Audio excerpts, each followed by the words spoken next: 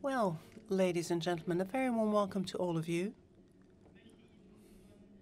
I would like to give you an overview of the results of our summit. I told you before this summit that the preconditions for the success of such a meeting are a little bit complicated, that success is not at all assured, and my task as Chancellor and as hostess of this summit I described, I think, to you to show German interests but also European interests, but as a hostess to also see to it that we find compromises.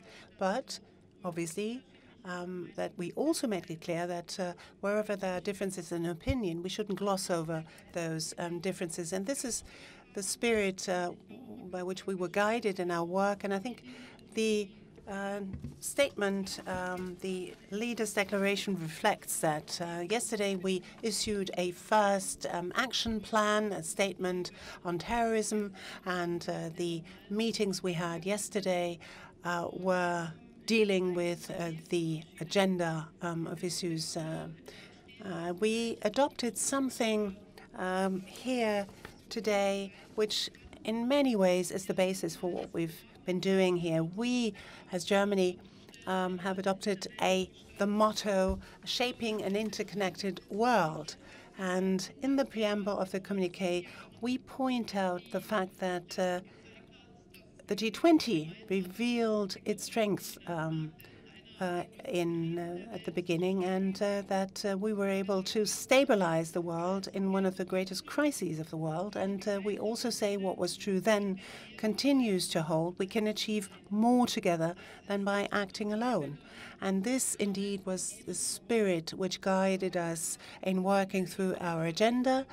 We were able to achieve results. The first big complex of issues that we worked on was trying to assure that each and everyone participates in and benefits from the opportunities of globalization, the global economy, growth, trade and investment, sustainable and global value chains, tapping the potential of digitalization, and also boosting employment was of the essence. And it was clear that there would be discussions on trade, and I'm satisfied that we were able to say, well, markets need to be kept open.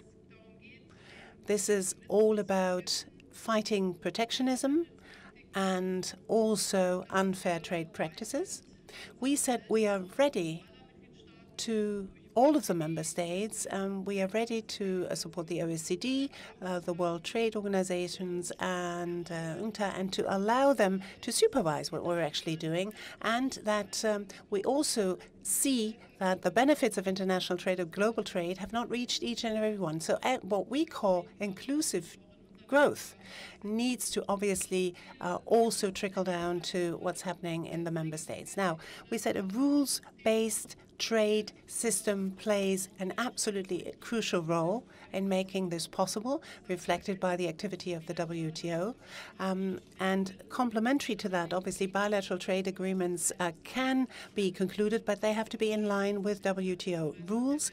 And we therefore wish every success to the upcoming ministerial conference of WTO. There was one specific issue, namely the excess capacity in the steel sector that loomed large on the agenda during the Chinese presidency. We agreed on setting up a global forum that will be supervised by and supported by the OECD. It worked rather slowly, so it was very important that during this meeting we were able to say until August 2017 we need to have the necessary information on the table, so that in November a substantial report on stock-taking can be tabled, which will also then offer effective solutions to this issue of excess steel capacity. And I hope that this format of the Global Forum will then be used also in order to address those contentious issues that are on the table and find common solutions to them. In a second session, we then addressed the issue of securing stability and resilience. That means we need a resilient financial system. Finance ministers did exemplary work in preparing this, and also throughout this conference.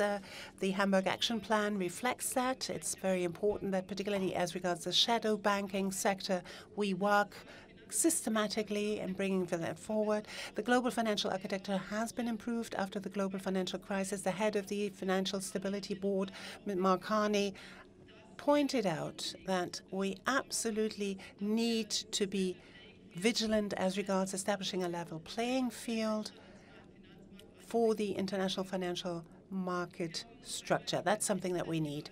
We then also mentioned the base erosion and profit shifting issue. That too, this initiative needs to be implemented. It's of central importance for establishing fairness in taxation. We also pointed out to how important it was to combat pandemics. They may well cast a pall over the whole stability of the global economy. We talked in a special session together with the head of the WHO.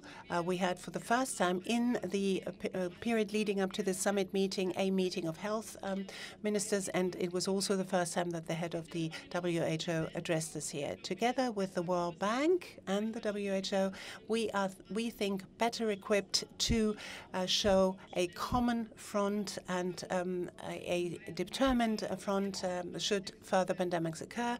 Another very important area in health is obviously fighting against antimicrobial resistances. That too is a very important issue. Now, the third session and also the third part of the communiqué deals with sustaining livelihoods, improving sustainable livelihoods. We talked about participation of women, empowerment of women. That is something where we build on the meeting of Brisbane, because in Brisbane we said we want to close this employment gap, this participation gap between men and women, reducing it by 25% by 2025. Two further initiatives were added to that. On the one hand, the so-called e-skills initiative that we consider to be of prime importance, because this really is all about the central factor of education and skills. And with regard to digitalization, our African colleagues highlighted the importance of education as key to promoting sustainable growth in Africa. We also at some length discussed a German initiative that was supported by colleagues, namely Africa shouldering a responsibility, namely the G-20 shouldering responsibility for Africa through the Compact with Africa. The central element of that is a compact with Africa and with individual African countries. There too we have adopted a paper on this, so that we do not only engage furthermore in traditional development cooperation, but that we also set up partnerships. This is a very important initiative because the African Union that was represented here around the table of G20 countries under the chairmanship of the President of Guinea, with its Agenda 2063, outlined for the first time what they envisaged for the future of Africa and for future development. And we then also looked at fighting corruption, at migration and flight. Discussed this at some length, and particularly on corruption, a number of very important papers have been adopted. One crucial issue was climate and energy. And what came out of this meeting was what I had already said at the beginning of this meeting.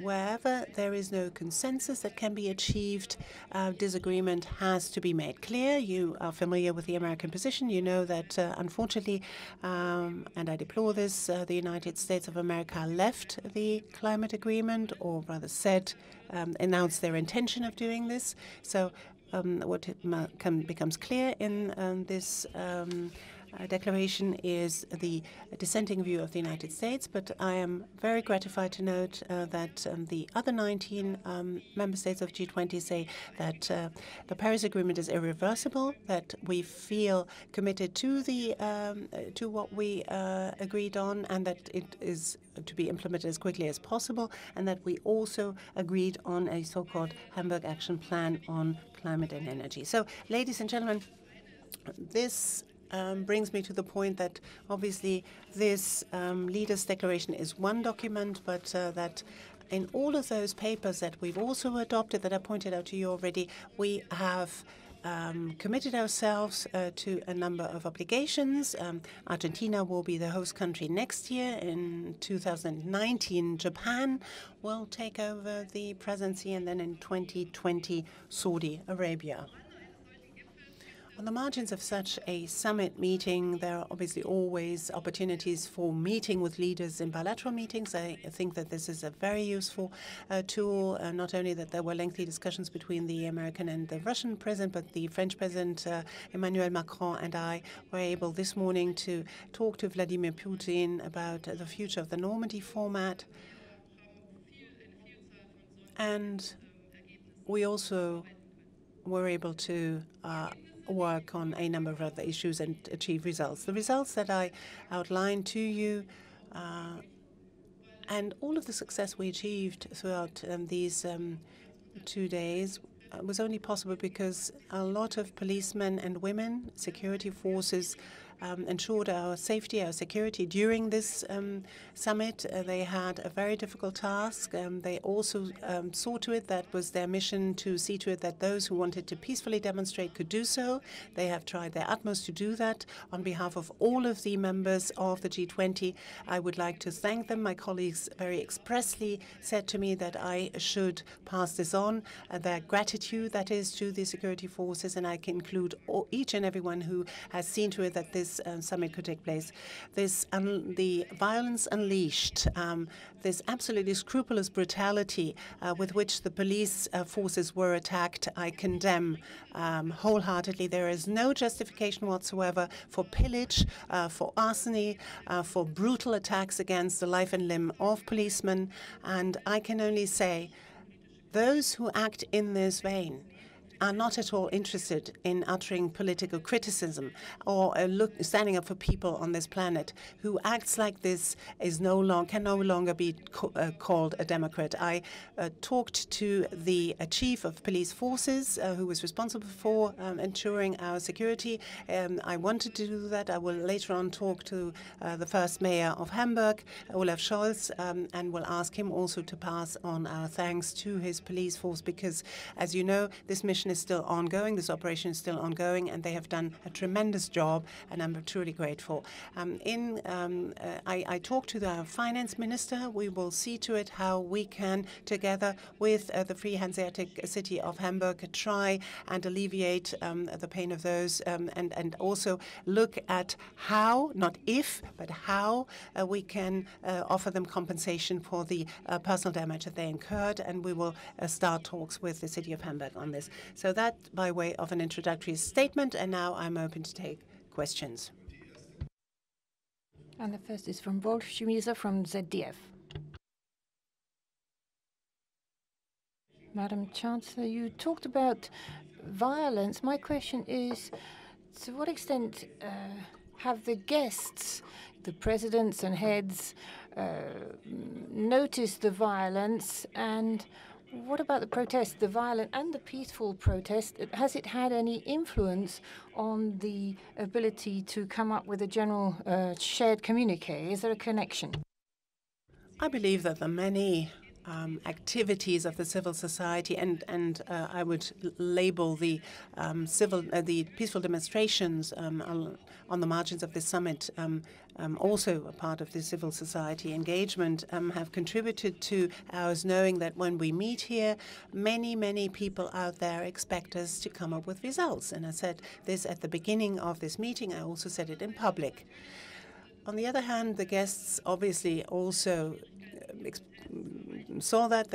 Some of them had first-hand experience because they were not able to leave their hotels or get to their hotels, and also they watched television, so you may rest assured that they were familiar with what was going on. But they were impressed also by the work of the policemen and women, and this is why they expressly asked me to pass on their gratitude to the police forces and the security forces. In the middle there, Mrs. Quadbeck from the Rheinische Post. You mentioned the Africa partnership, Madam Chancellor. Are there specific amounts which were agreed upon, and by when, how much money would be used to promote this partnership? No, this compact with Africa, that's more about at the how.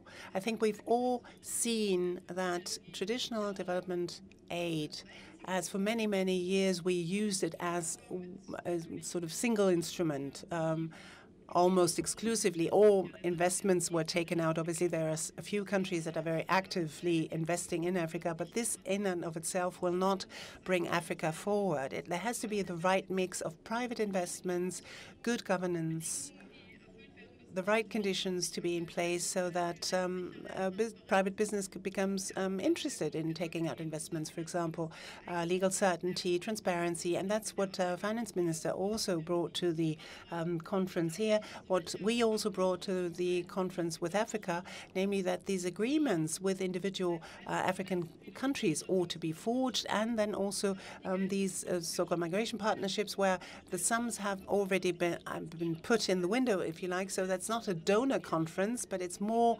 along the lines of trying to place the spirit of partnership into the foreground and to further develop instruments to do this. The president of the World Bank, Mr. Kim, has pointed out that this fund for female entrepreneurs, for example, in the developing countries, and Africa is going to be very much benefiting from that, that there 325 million euros can be put into this, and then obviously they will be leveraged to the tune of several billions, and they can then go towards helping young female entrepreneurs. There was one initiative that I welcome very much today. The United States will earmark for the World Food Program, particularly for those countries that suffer from famine.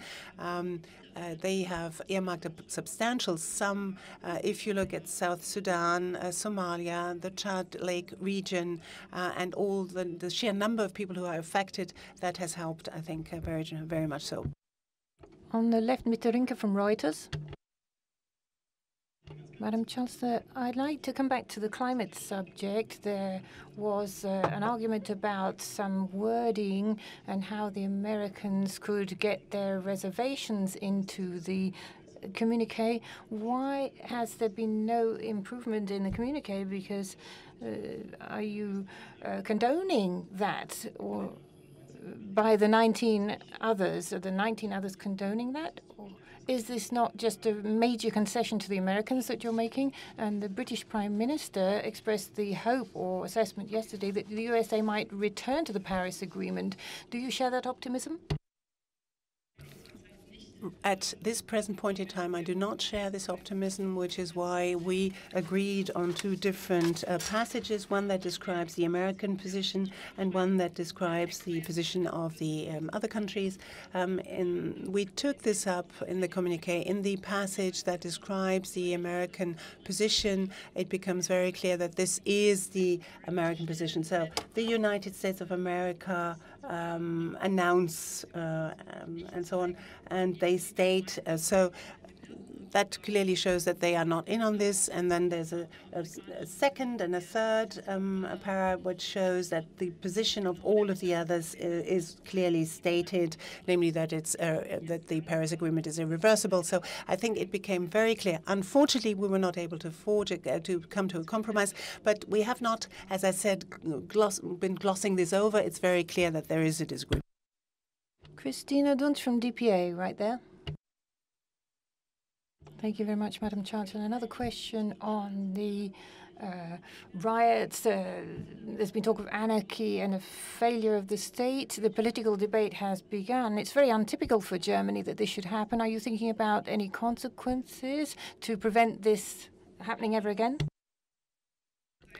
I believe that this police operation was planned very carefully. I think I told you what I think, in no uncertain terms, what I think of the violence at these riots. The summit we were able to hold. The fact that, unfortunately, citizens of this city had to suffer, also shop owners and so on. I said we are thinking about how we can offer redress and compensation to them as quickly as possible and with as little red tape and bureaucracy as possible. And the talks will start immediately on how to do this. Now, this is a point in, I mean, as we all know, demonstrations are still ongoing. I hope they will remain peaceful, but they may well turn into riots again. But we have to, I think, back up our security, our police here. There are apparently people who have no interest whatsoever in making any substantial progress, but who, with sort of blind fury, destroy simply parts of their neighborhood. So I think only the police can work against this. Mr. Hense from ARD at the back.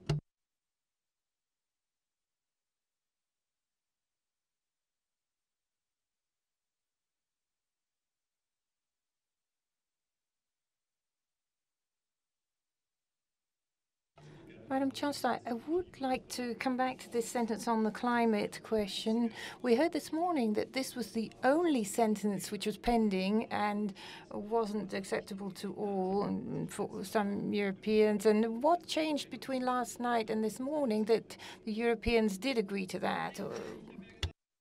No, as I said, we amended the declaration, and it says very clearly that without any doubt, the United States of America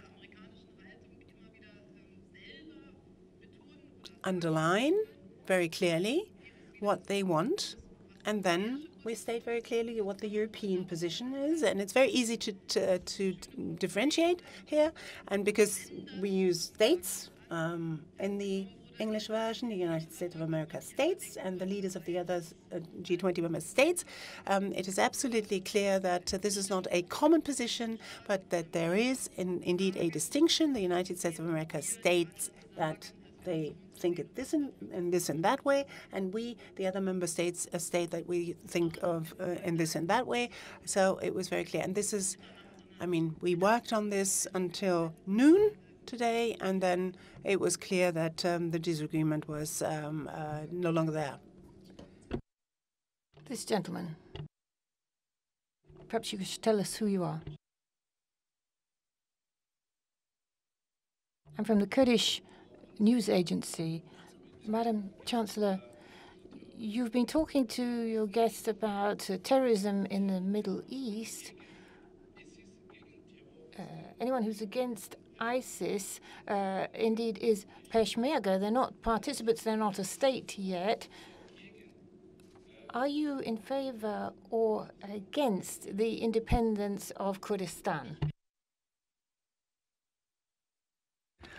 I am for the Kurdish territories being part and parcel of Iraq. The Kurdish Peshmerga know this. This is a condition for our support, and we say this in all of our talks with the Kurds in Iraq. Mr. Fried, Süddeutsche Zeitung. Allow me, if I may, before Mr. Fried takes the floor, because you asked the questions related to climate and energy. The concern we had was that when it is about what further forms of cooperation, is this only about renewables, about CO, about low carbon technologies? Well, how can we continue to cooperate? Because the United States, as regards gas, as regards clean coal, they want to deliver this to developing countries, and it might well look then as if all of the others were supporting this as well. And this is why we clearly stated that this is not the case. If you look, once you have the declaration before you, you will see that there's a very clear distinction there in the second paragraph. The second paragraph, it's only the position of the United States that's clearly staked out, and then later on the G20. Can I come back to the question of violence, Madam Chancellor? There are various recriminations. I'd like to ask you about this, ask your opinion.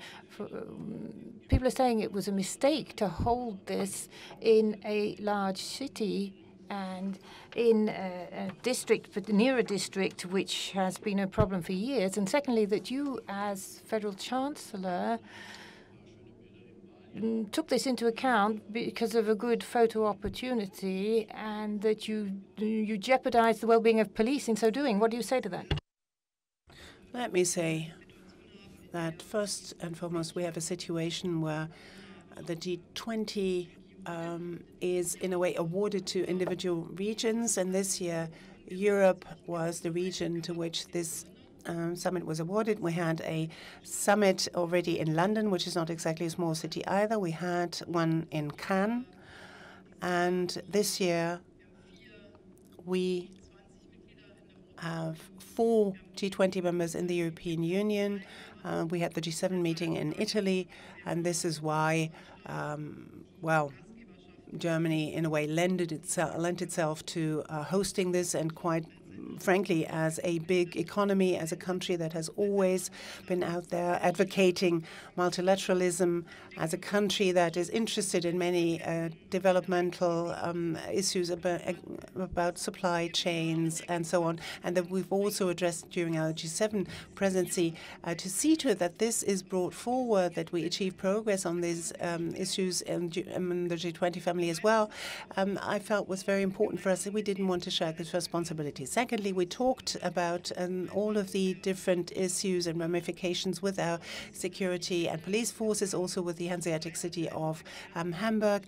I don't think that we can accept a situation where we say in certain areas you cannot simply hold certain conferences. We have here the facilities. The police have done their best. They continue to do their best. I can only say that I would very much wish for a very clear distinction made. I at least do this all the time, between peaceful demonstrators. There's every right to peacefully demonstrate. I think it spurs us on. It encourages us also to look for the right solutions. But this blind fury that was unleashed, that is something we cannot tolerate. Mr. Delfs Blumenberg.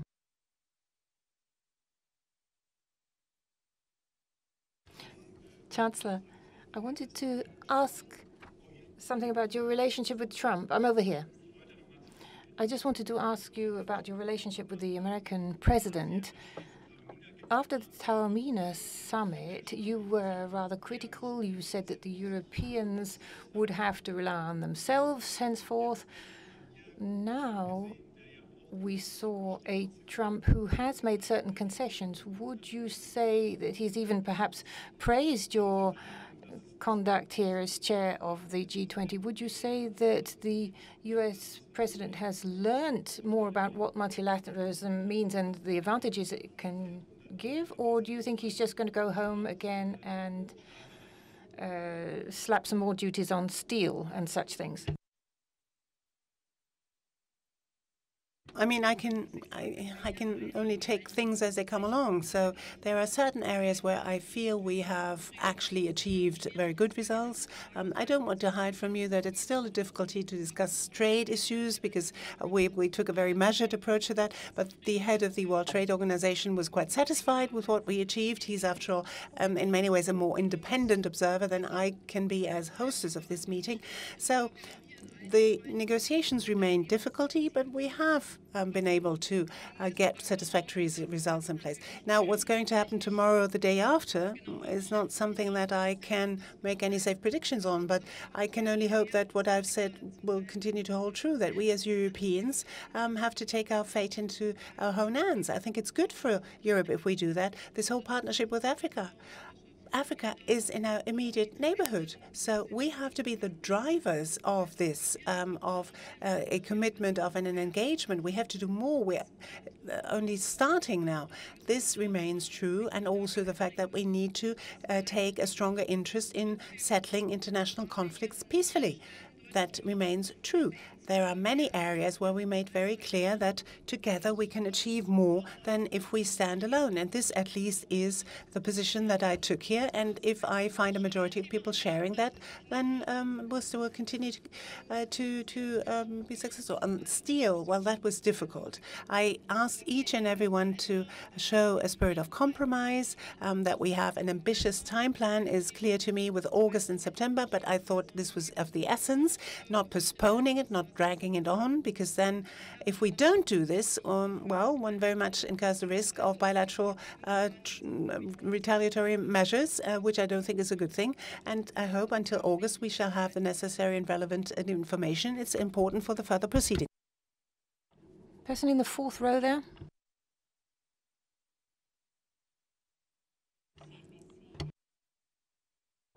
I have a question which follows on from that. Before the summit, Zima Gabriel warned that there could be a trade war opening up between Europe and the USA. Do you think with the summit, with the talks that have happened, the probability of such a thing has diminished? I believe that the result on the Global Forum is an important step forward, but August isn't that far off. So, well, there has to be a lot of work done, and steel is, after all, only one issue of the many trade issues out there. So I think the discussion is going to continue to be difficult. But what we were able to do within the framework of G-20, that is to say, make principled statements of the importance of rules-based international trade and a trade regime, and the case of steel that we started to work on in Hangzhou. These are the steps that actually can be made, but this will continue to remain on the agenda. Mr. Wilb from RTL. Chancellor, right on the side here. G20 summits in big cities is not new. We've had them in Toronto, Pittsburgh, and London, but not with such riots. And Hamburg's being perhaps blamed for this, and Germany because of a loss of control, maybe echoing the loss of control in Cologne and with the refugee crisis. I think that one needs to take each case individually, and these violent riots have to be fought against. We have to have a common position on this. I think the police has done an exemplary job in addressing that. It is clear that violence and very bad violence has been wrought here. Then it wasn't only here citizens of Hamburg, but also others who expressly came to riot here to the city of Hamburg. Obviously, we condemn this, and the images are not nice at all. And in many ways, they're a slap in the face to peaceful demonstrators, to all of those who want to, either from the civil society or from the world of politics, give a contribution to make this a better world. But then I think we have to clearly show we have worked hard, we have been able to achieve something, we have been able to ensure the safety of participants of this summit. But then, as a society as a whole, we need to condemn this kind of violence. But I don't think we can sort of lump all of that together and apply the same yardstick. Mrs. Ulrich, NDR. Madam Chancellor, can I come back to Turkey and Erdogan? He wasn't at the Elbphilharmonic for the concert, but he apparently met Turkish ministers, and there were clear tensions earlier on because of being able to speak or not. What happened over the summit with Erdogan? Was there any tension, would you say? We had a bilateral meeting on his request. I would say that Turkey and President Erdogan showed a lot of commitment. I was very much engaged on the agenda and gave his contribution. We also paid tribute to Turkey's to what Turkey did as regards the refugees, and also pointed out to the migration agenda today. But we also, I think, clearly pointed to the many differences. We have the large number of arrests, the fact that we are not, that members of parliament were not allowed to visit the base in Incirlik, and these show great differences, and we haven't glossed them over or swept them under the carpet. Gentleman in the middle there with the glasses, but do wait for the microphone.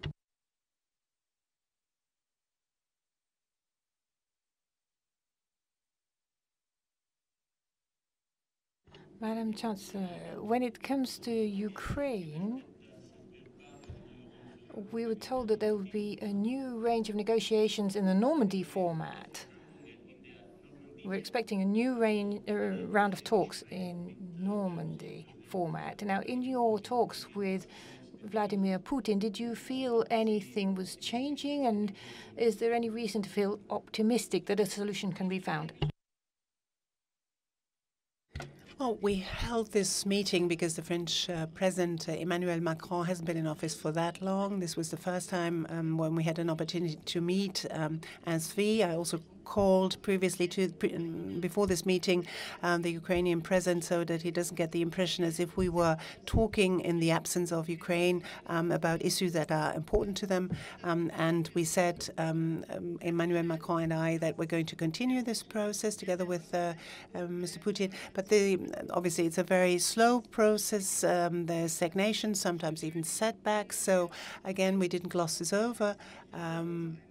But we said we want to find an appointment for a telephone call, the four of us, with the Ukrainians. So we continue to stick to this format. There is no other basis anyway and no other possible format. But again, we didn't gloss it over our differences. Let's take maybe three. Mr. Troyanovsky from the Wall Street Journal first.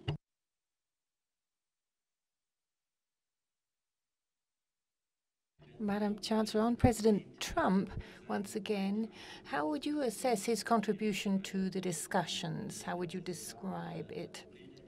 There were pictures which caused a bit of confusion when Ivanka Trump was sitting there in the room with him and other heads of state and government. How can you explain how that occurred and what you thought about it?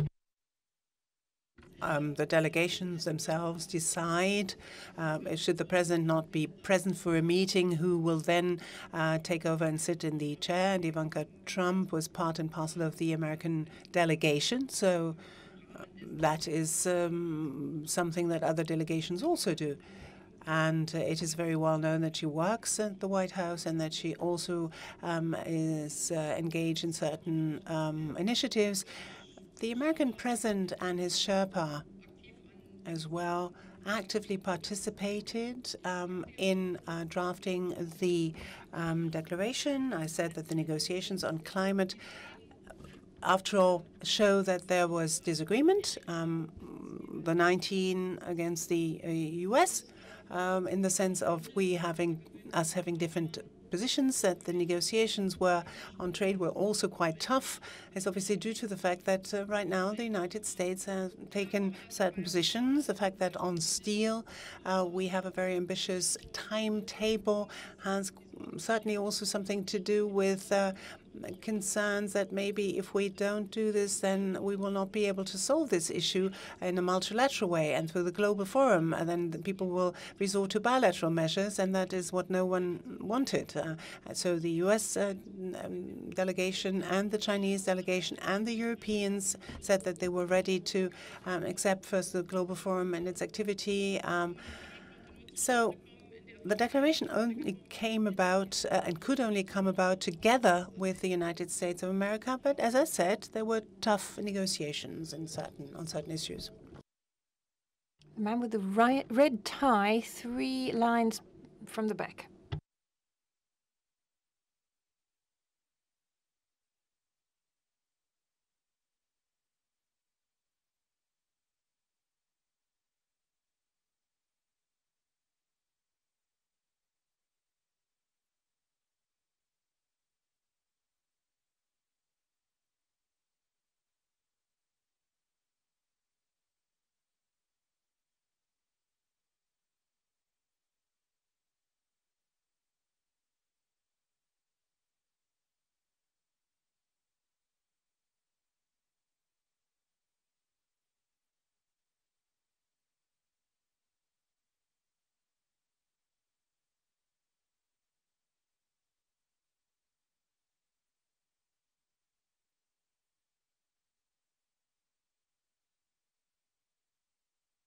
Well, as you know, we have a very special cooperation with China, going beyond bilateral cooperation because of the fact that China was hosting the G-20 last year in Hangzhou and already addressed issues that we felt were very important. For example, health. They included that in the concluding statement in the declaration, and we built on that. So there is a very clear link, and this is going to continue, going to be continued by Argentina, the next host. So beyond bilateral cooperation, where we see eye to eye in many areas, but there are also differences of opinion in other areas.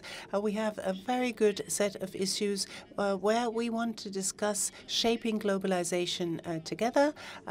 We were very much supported by China in development with Africa because China knows a lot about development. They also feel that it's most important for African states to develop. So it was a very good cooperation, a very intensive one, and bilaterally we will benefit from that as well, because we also, for example, agreed on perhaps having third country projects. We have first starts of this kind in Rwanda and Angola. There is an agency for sustainable development that was founded by the Germans and the Chinese. So it may well be a sort of nucleus, a sort of first seed for seeing to it that this cooperation is continued. It's still in its infancy, but it can be continued as a good project. Last question from the gentleman here in the second row.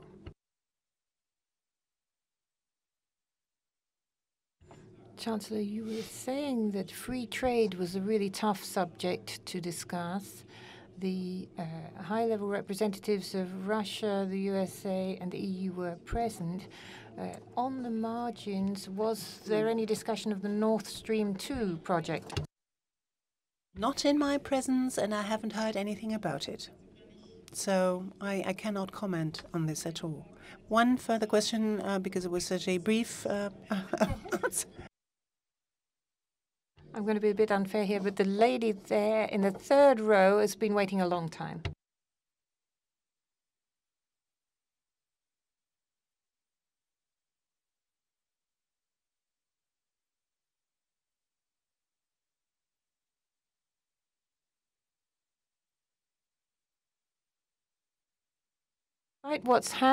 Despite what's happening,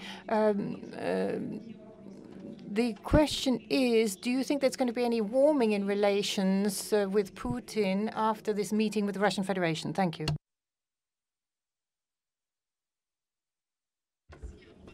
I must say that I was delighted that on the margins of the G-20 meeting, there was a first meeting between President Trump and President Putin. I always say that one should always talk to one another, not about one another, which will perhaps not settle all conflicts, but at least it is a start, and they have made a start as well.